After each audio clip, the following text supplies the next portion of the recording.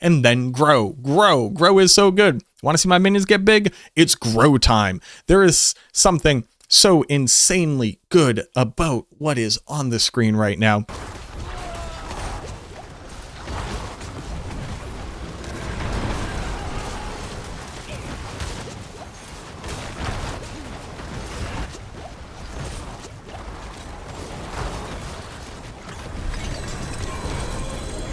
Very good. Apparently, it only takes about 2 days to roll out the hotfix to basically address almost all of the issues that Minion Mancers were experiencing in Season 7 in Diablo 4, and now you're just going to be casually running tier 100s. While we run through this tier 100, I just want to give you some context, because I think it's very important to both understand, 1, what was the issue, 2, what's been done about it, and 3, the fact that there's even more power to be had later on when the rest of the bugs are actually addressed for this build. Now, just as a quick recap, in case you somehow missed it, maybe you've only been playing Bloodwave, but basically, walking into Season 7, the Ring of Mendeln, the primary damage factor of a minion build, wasn't scaling with basically any of the multipliers, and it turns out this was also true for Fell Gluttony as well as Shade Mist. And what that meant was that minion builds were basically just running off of the sheer willpower of the minions themselves in a hilariously diluted Mendeln effect. And with patch 2.1.2, all of this was supposed to be addressed, but sadly, it wasn't. It was almost as if all of the changes that were supposed to be coming to the Ring of Mendeln basically didn't make it into the patch. Now, there are still some holdouts for the Ring of Mendeln. It turns out that there are a few key interactions, things that are currently being recommended that aren't going to be working. One is going to be the aspect of reanimation, and then the other one are actually the minion-specific glyphs. So this is the Golem glyph, the Mage glyph, and the Warrior glyph. Now, luckily, you don't use any of these other than the Golem glyph. If you're me, I refuse to not play without a Golem. But what it basically means is that other than a single aspect, the Minion Necromancer is running at near max capacity, near max efficiency. You're going to start seeing the damage numbers that you were promised walking into this season, which means we're putting out a fairly decent amount of DPS, somewhere in the 1 to 200 billion damage range when we have all of our buffs up and the monsters are standing there and letting us just wallop on them. And the very cool part about what you're looking at here is that other than the 2 mythics that I basically use on every single build, which is Heir of Perdition as well as Shroud of False Death, basically none of the other pieces of my gear are masterworked at all. I basically just threw on the stuff that was in my stash and said, what should the average player be able to expect with this? I don't have a Hellbent Commander amulet. None of the important stats on my gear are maxed out. I don't have any of the very important survivability stats. And this thing is already trucking. I don't have all my glyphs at rank 100. I'm only at 251 Paragon. There is a pretty insane amount of additional upward momentum for this build to experience. There's a ton of damage left on the plate. Now, we obviously have a fantastic both leveling and endgame guide on max roll right now. That one is going to sacrifice the Golem for more damage. It is strictly stronger than playing with the Golem. I just absolutely refuse to play without him. Basically, Sirach's build guide is going to be different than mine in that I'm going to have the Golem activated, and the stuff that I currently have is just very suboptimal. I'll have a planner to everything down below if you want to check out my version of the build, but I'm also going to be linking, again, our endgame guide and our leveling guide if this is what you have been waiting for to actually try out the Minion Necromancer. So let's go ahead and talk about the gear and the aspects that I put together and call out the things that are really important here. Heir of Perdition is obviously absolutely bananas crazy because it says 60% bonus damage and basically crit caps for you. Now, you're going to be a bit squishy on a minion build because it turns out the majority of our damage reduction comes from being able to sacrifice them. If you don't have Heir, throw on a legendary helmet and put Hardened Bones on there. You'll thank me later. Shroud of False Death is just insane. I would say that this item as well as the Grandfather are just must-have items on this build if you want to run it efficiently, and obviously Ring of Mendeln too. But this thing is just irreplaceable. Now, if you don't have it, you want to go ahead and throw on a legendary armor with ranks to Golem Mastery that's going to further increase its damage. For the gloves could also have ranks to Skeletal Mage Mastery. Mine just don't. You really want to get maximum life on every piece of gear that you possibly can when you can. We're going to be going for main stat, obviously, and then attack speed to get up to the 100% attack speed cap. You don't need to go over it. You don't need to worry about that at all. If you don't need attack speed, this is where you put the Mage Mastery. We're going to be tempering on critical strike damage. Now you might ask, well, why not skeletal mage damage? Why not golem damage, etc.? Since critical strike damage works for your mages and your golem and you, it's just more effective across the board for everything that your damage is going to apply to, as well as working for your skeletal warriors. There are no slouches when it comes to applying Mendeln damage either. We're also going to want some Soul Rift duration here. It's just going to make it so it's that much easier to maintain Soul Rift the whole time. For the aspect, we're going with Grasping Veins. We actually don't need Grasping Veins for its critical strike chance at all. We just need it because it's the biggest damage multi that we can put on our build. The pants. Blood Moon Breaches. Here, we would really like to see either Golem Mastery or Hellbent Commander with a GA on it. And there is a bit of a bug right now where masterworking on Hellbent Commander won't get you more ranks. The devs are aware. It's also a great place to get a lot of your critical strike chance. Obviously, the damage multi on the bottom is the most important. You would want this to be all the way up to 50. Mine is not, so we're already missing out on something like 6 or 7% damage just from having an imperfect pair of pants here. Then we're going to go with Igni Watt. This says you're going to store up resource, and then when you cast anything that isn't Reap on your skill bar, you're going to cast Decrepify. This is really important because this is how we're going to reset all of our cooldowns, reduce monsters' damage output, etc., etc. For the boots, you want intelligence and movement speed bare minimum. You can go with Skeleton Warrior Mastery. I have it. Is going to slightly boost their damage. You almost certainly actually just want maximum life here. If I had another maximum life roll right now, this would bring me up to somewhere around like 14,000 maximum life. And again, since you don't have a lot of damage reduction, each 1,000 maximum life you can put on this build is a significant boost to your survivability. This is where we're going to be fitting on Occult Dominion, and then we're going to get at least one roll of Corpse Tendril Size. This is going to make it a lot easier to bring everything together, which is one of your only ways to direct your minions to all attack in a small area, and then movement speed for the second temper. Grandfather. I get a lot of questions about why Grandfather. If you are not using Army of the Dead, which I highly recommend you don't do it, because oddly enough, the best Army of the Dead build is actually a build where you sacrifice all of your minions, just to keep that in mind. But the reason why we're using Grandfather is because we actually don't have any damage multipliers available on the build that when you double it up is worth the same bonus that Grandfather grants. Not only that, Grandfather grants a huge amount of all stats, which is really important for additional intelligence for more damage, additional resistances, additional armor through your strength as well. And it's actually going to be pretty hard for you to cap out your armor on this build. You're probably going to need to be using incenses. I'm sorry, minions got to do what minions got to do. I also get a lot of questions about what you want to masterwork on the Grandfather. It is not the damage roll. You have thousands and thousands and thousands of additive damage. You will never see me recommend actually masterworking or even wanting a GA on the flat damage roll here. You would either want all stats for more intelligence or maximum life for that much needed survivability. Here's where I'm putting Nagu with Ohm. This basically means that we have permanent uptime on Warcry, as you can see. And even though I had to turn off the sound because it's kind of hilariously annoying when you're trying to record a video, but my Necromancer is just Warcrying every 5 seconds. It's just going off all the time.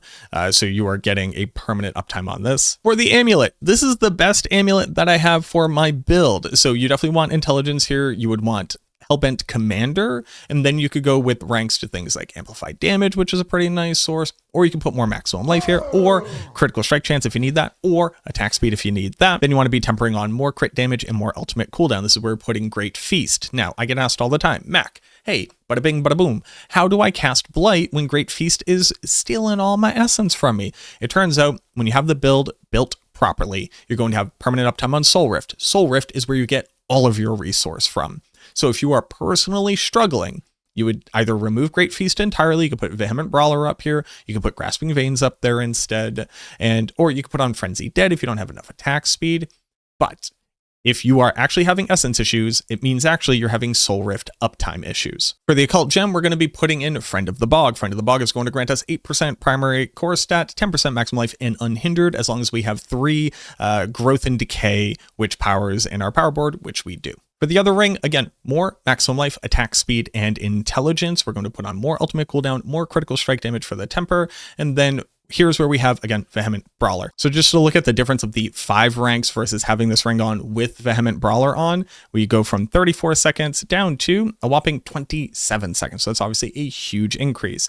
And the cool part about it is you actually don't even cast your ultimate skill. You just always have 2 ranks to your ultimate skill. I didn't even know that until I started recording this. We are going to be using your Summon Steel bonus damage to targets who are hexed. So we're going to be applying a hex very easily on the build. So that's just a free multi. And then obviously Ring of Mendeln. For Ring of Mendeln, you would care most about the ranks to mastery, following that up by intelligence, and then summon attack speed. We do not care about the affix damage at all. For the damage of the effect itself, you want that to be maximum. I can't tell you how many times somebody goes like, hey Mac, what's the deal here? Like, I'm just not doing damage with Ring of Mendeln, and they'll have like a 3 or 4 GA Mendeln back in the day, but a minimum roll on the damage. The roll on the damage is by far the most important stat on the ring. The last thing that we're putting here, I just currently do not have the best stone. The best stone would be Moonlight, I believe it's called. It's the one that says that you gain 3% damage reduction and maximum all res per rank of your ultimate witch skill. I just don't have that gem built out, and it would help out a ton with survivability. I'm instead going with my growth and decay witch powers are more potent, and you'll see why in just a quick second. Talking about our witch powers, I'm currently using Cycle. You actually wouldn't need to use Cycle here because you don't need more growth and decay effects, so you could use whichever one you want. If you prefer to use Pyronado just as like an additional way of grouping everything up together, I don't hate that at all. You can also use Doom Orb. Doom Orb is just kind of nice because it just keeps aggroing monsters around you, pulling them in more. Or you could go with Vengeful Spirit. The cool part about Vengeful Spirit is it'll grant you some of that damage reduction that you're kind of missing from the rest of your gear, and maybe that's ultimately what I would recommend here. For the rest of the powers though, Soul Harvest for more core stat, Hex of Whispers as our Hex of choice. This will also help to remove the shadow boss effects at the end of the pit, the ones that stack up and make you take more and more damage. This cleanses that. It's also a great way to be able to gain a little bit of a form of crowd control mitigation, just in case your golem's cooldown is not up. Aura of Siphoning is just the best aura that we could fit onto here. Then we're going to go with Aura Specialization, a huge crit damage multiplier to enemies who are within your aura, and this works for your minions. And then Grow. Grow is so good. Want to see my minions get big? It's grow time. There is something so insanely good about what is on the screen right now. 30% bonus damage, and then it gains 2 more per rank. And our common Grow and Decay effects is further increased by this gem. So you're actually getting a 35% bonus here for the minions themselves. And you figure, you probably should have said this earlier, and you know what? You're right. But like, hey, sue me, leave me alone. We're going to go with Skirmishers. Skirmishers 30% damage bonus actually works for Mendel now, so that's massive. And then we get a bonus Skirmisher. You might be asking, well, you have 100% crit chance. Why don't you want to do that? This does not work for Mendel. Or at least it hasn't in the past. Obviously, we'll have to recheck it. But another Skirmisher swinging and proccing Mendel is a huge buff to your overall damage. It also will increase your Kalan's Edict damage bonus. Shadow Mages, which Shadow Mages are going to increase your damage per Shadow Mage that you have. This works for your minions as well. And then obviously for the Golem, Blood Golem. It turns out Blood Golem's bonus when they were healthy just wasn't working this entire time. That's just like another thing on top of the list of stuff that I was not aware of. But now that it does, huge damage bonus. I'm not going to bore you to death with the entirety of the skill tree. I'm just going to touch on the really important parts. Reap for damage reduction, attack speed, and generating a corpse. Blight to be able to gain an additional damage bonus against targets. Hued Flesh to be able to generate corpses, 1, to have them around, and 2, to be able to generate Fortify from Necrotic Fortitude below. Necrotic Carapace. Titan's Fall for a huge damage multi.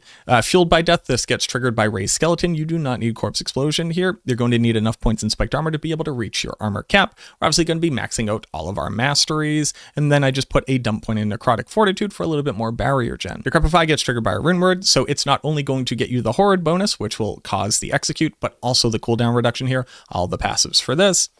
Going with Corpse Tendrils to be able to generate Blood Orbs. This is important for our Paragon board. Then we're going to be maxing out Reaper's Pursuit, and I just realized I put 6 points into things that weren't increasing my damage at all. Hot diggity dog, that's funny. Reaper's Pursuit is still good because each darkness skill on your bar is going to increase all of your damage, and this also works for your minions and Mendel, and also grant you some movement speed here. You could be maxing out Carapace here for a better gen there. You could be maxing out Hued Flesh for a better gen there. You could be maxing out Necrotic Fortitude for better gen here. More armor from Spiked Armor, and more movement speed. Why not here? Remember that Coalesce Blood also works for everything. You deal increased damage while healthy. That means your minions do too. Obviously maxing out Soul Rift here, maxing out Finality as well as Golem Mastery. We only need the 1 point Inspiring Leader just to build over to Hellbent Commander. Blizzard, please swap this in Bonded and Essence so that it's easier for us to get here without having to put a point in case we don't need it. And then Kalan's Edict. Now the Paragon might look a bit different if you are coming from the build planner that I included, just because it's going to be optimal there as opposed to what I have right here, which is basically just my first best guess. We're going to be putting Gravekeeper into the main board. This is a huge multi for the additive damage here, and a large multi per corpse near you, and a large multi versus healthy targets. It turns out this is just stronger than a generic multi would be. Building up into Cult Leader, this is where we're going to be putting Dead Razor, and we only care about picking up Cult Leader. Building over into Flesh Eater, this is where we're going to be putting Eliminator, huge multi against elites. I also get asked a lot, hey, why do you only care about damage versus elites? Well, it turns out everything else on the ground, we actually want them to stay alive as long as possible. The reason is because the more targets there are, the easier it is to trigger lucky hit chance, be able to fix things like generate more barrier off of Soul Rift, but also to be able to reset our cooldowns faster. And if everything else lasts 1 to 2 seconds longer, you just have better uptime. The only thing that you ever fight for a prolonged period is actually elites. That's why we want to buff our damage against them. Building down into Blood Begets Blood, you want to be picking up those blood orbs whenever you can, but this is where you're going to be getting an insane amount of maximum life. You got maximum life here, you got maximum life here. It's just maximum life palooza up in this board. We do also have damage while healthy, even though this does say blood damage, we're picking up for the other stat there.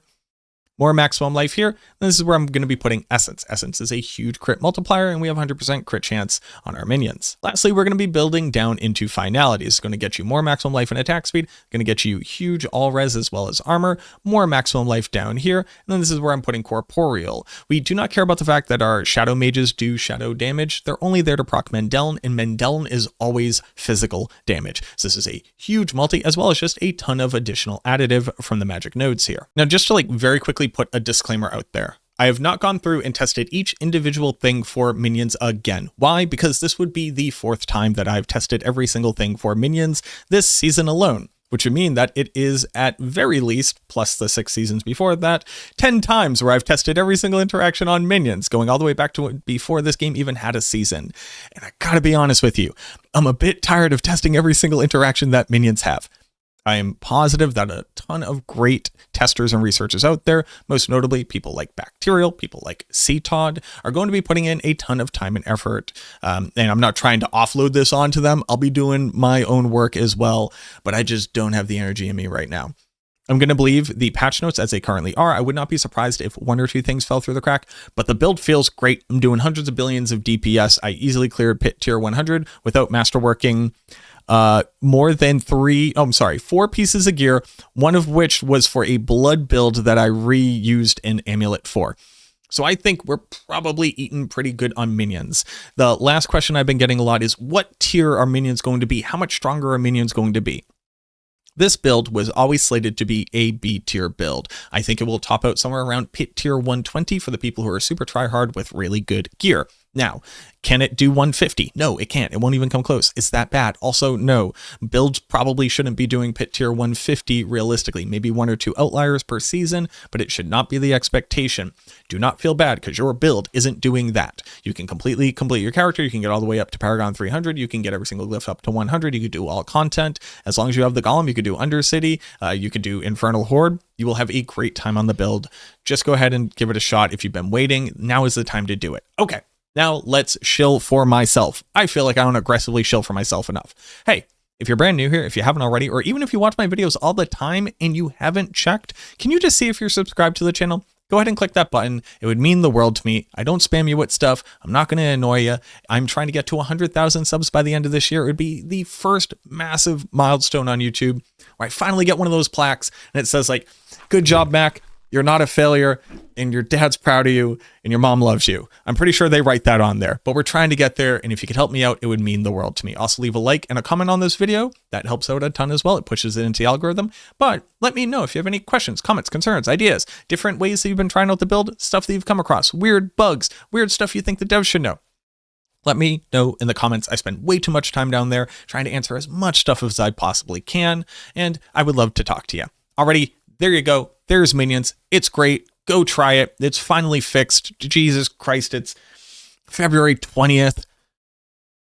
That's still frustrating, but it's here now. Thank you so much for watching this video. I truly, truly hope that it helps, and I look forward to seeing you in the next one.